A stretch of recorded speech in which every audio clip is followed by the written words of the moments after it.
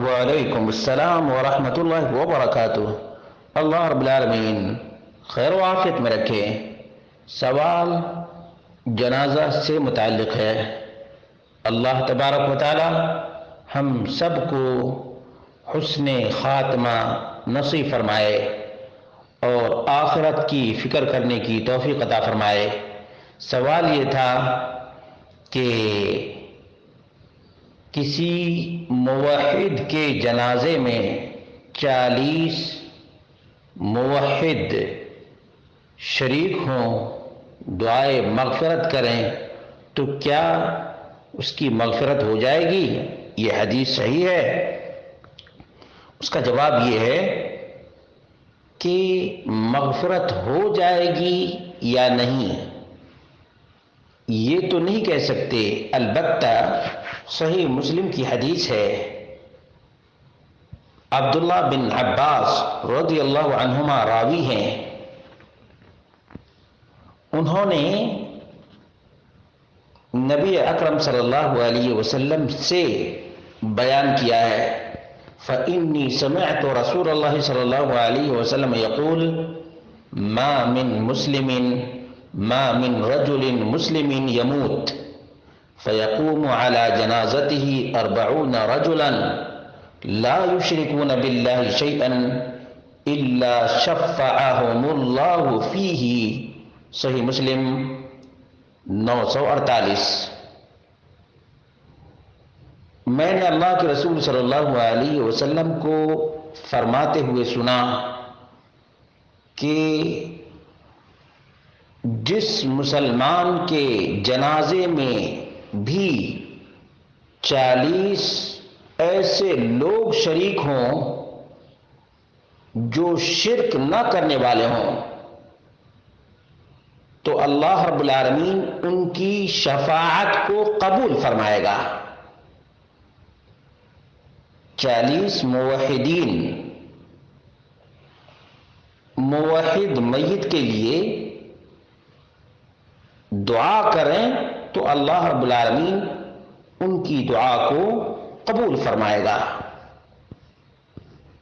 اسی طرح سے عائشہ رضی اللہ عنہا سے مروی ہے، نبی مکرم صلی اللہ علیہ وسلم نے فرمایا ما من میت تصلی علیہ امت من المسلمین یبلغون 100 کلهم یشفعون له الا شفعوا فیہ۔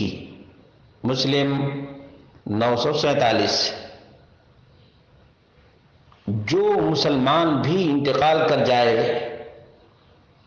اور 100 مسلمان اس کے جنازے کی نماز میں شریک ہوں اور تمام کے تمام میت کے لیے دعا کریں تو اللہ رب العالمین ان کی شفاعت کو، ان کی سفارش کو قبول فرمائے گا۔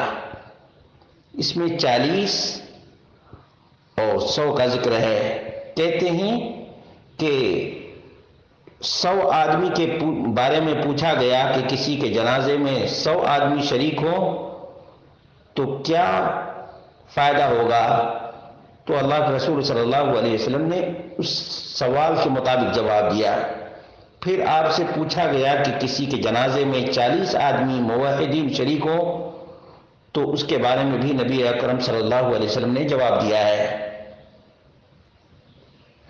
کہتے ہیں وَسُئِلَ مَرَّةً أُخْرَى عَمَّنْ صَلَّى عَلَيْهِ 40 فَأَجَابَ بِذَلِكَ وَلَوْ سُئِلَ عَنْ أَقَلَّ مِنْ ذَلِكَ۔ اگر اللہ کے رسول صلی اللہ علیہ وسلم سے اس عدد سے کم کے بارے میں بھی پوچھا جاتا تو اللہ کے رسول صلی اللہ علیہ وسلم بتاتے، واللہ اعلم۔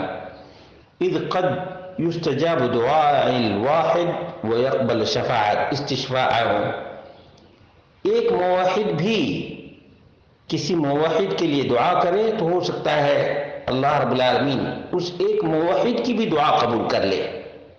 شرح البخاری لابن بطال جلد نمبر 3 صفحہ نمبر 302، والمفہم للقرطبی جلد نمبر 2 صفحہ نمبر 605۔ اس حدیث میں جو شفاعت کا ذکر آیا ہے اس کا معنی کیا ہے؟ الدعاء للمیت بالرحمت والمغفرہ، میت کے لیے رحمت اور مغفرت کی دعا کرنا، یہ ہے میت کے لیے شفاعت۔ کی میننگ شفعہم اللہ فیہ کا معنی ہے قبل دعاءہم لہو بالرحمت والمغفرہ، اللہ رب العالمین ان کی دعائے رحمت اور دعائے مغفرت کو قبول فرمائے گا۔ علامہ ابن عبد البر کہتے ہیں شہود الجنائز اجر وتقوی وبر والإذن بها تعاون على البر والتقوى وإدخال الأجر على الشاهد وعلى المتوفى، التمہید جلد نمبر 6 صفحہ نمبر 258، کہ جنازے میں شرکت کرنا یہ بہت اہم ہے۔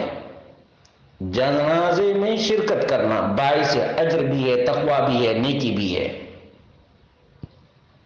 اور بتانا یہ نیکی پر تعاون کرنا، تقوی پر تعاون کرنا اور اجر میں شریک کرنا ہے۔ اور عمومی جو مفہوم ہے اس حدیث کا وہ یہ ہے کہ ان المیت یرحم بصلاۃ الحی علیہ، میت پر زندوں کی دعا سے رحمت نازل کی جاتی ہے۔ مفہوم یہ ہے کہ الدعاء للمیت من هذا العدد من اسباب مغفرت اللہ لہ، اتنی تعداد میں لوگ اللہ سے میت کے لیے مغفرت طلب کرتے ہیں تو یہ اس کے لیے باعث اجر ہے اور باعث ثواب بھی۔ مجموع الفتاوی جلد نمبر 7 صفحہ نمبر 498۔